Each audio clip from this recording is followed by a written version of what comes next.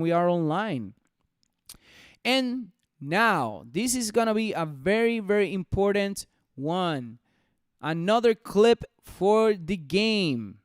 Yes, today we're going to talk about Nano-X. What happened in the news? Did it move up? Did it move down? Don't forget to like, share, and subscribe. Paste and go. Nano-X imaging rebounds off intraday lows after investor event presentation. What? Recent IPO, Nano-X imaging is still in the red, but has rebounded 12% off the session low of $22.30 on the heels of its corporate presentation at Oppenheimer's Fall Healthcare, Life Sciences, and MedTech Summit today. Shares have been under pressure after 270% run up from its U.S. debut on August 21st on profit-taking and actions by short sellers, notably Citron Research and Muddy Waters, who questioned the veracity of its ambitious plans to deploy as many as 15K Nano-Arc systems globally by 2024. Presentation highlights, guys. It's a little bit lengthy one, so grab a popcorn, grab a beer, or grab some water or some chewies, and let's go ahead and find out. 2/3 of the world's population have no access to medical imaging. Current systems are too expensive and complex for mass deployment. A main contributor to the high cost is the analog S-ray source, an average of 150,000, since it requires extremely high voltage, complex mechanics, and special cooling to produce the electrons needed for imaging. The company's Nano-X arc system uses a silicon-based, low-voltage, nanoscale cold cathode to produce the electrons based on a technology called cold field emission that costs around $100 to produce at scale. $100? You sure? The device is much smaller than currently available imaging systems and costs tens of thousands of dollars to produce instead of millions.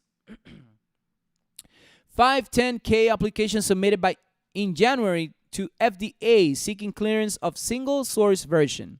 Received an additional information request in March and submitted to response this month.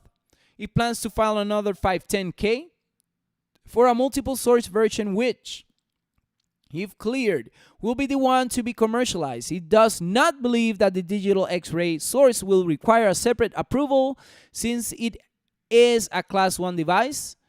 Deployment will start H1 2021 if cleared, with a goal of installing at least 1K units by the end of 2021. Pay-per-scan business model, NNOX, will cover the cost to produce the device and deployment.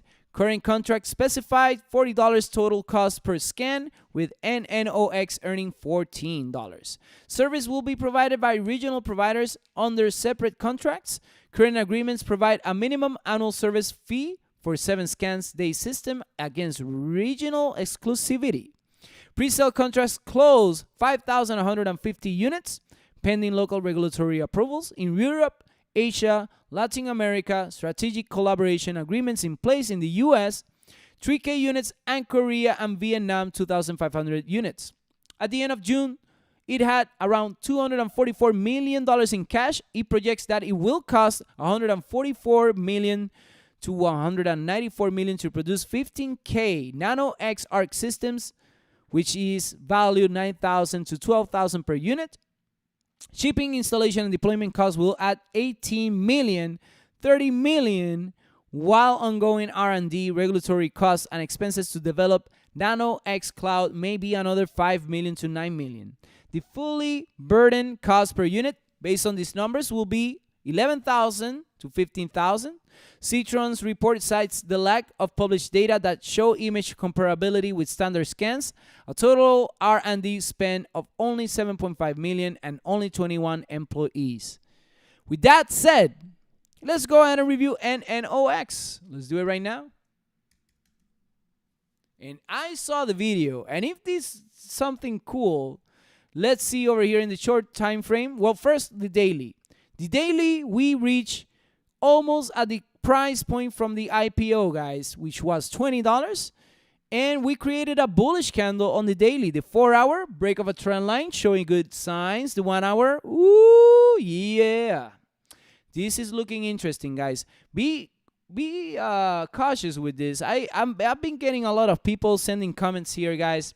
I don't know if you agree with them or not, but it says, for example, Eric S.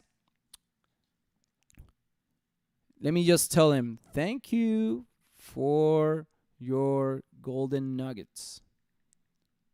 Just shouted you out during the live. Keep kicking booty.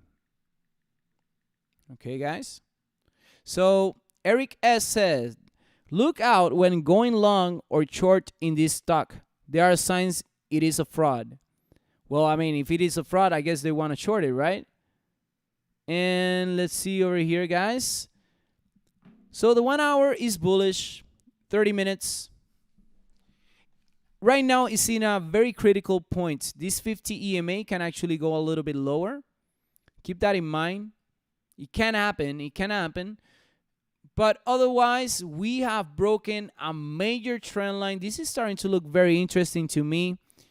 Patrick, I know that you have said as well that you don't know anything about this company, but it seems like the technology, I don't know if you saw the video we recently reviewed about it, but it was pretty cool because it's basically the person is lying like this, and I don't want to do it. Oh my God, I thought about that pretty late.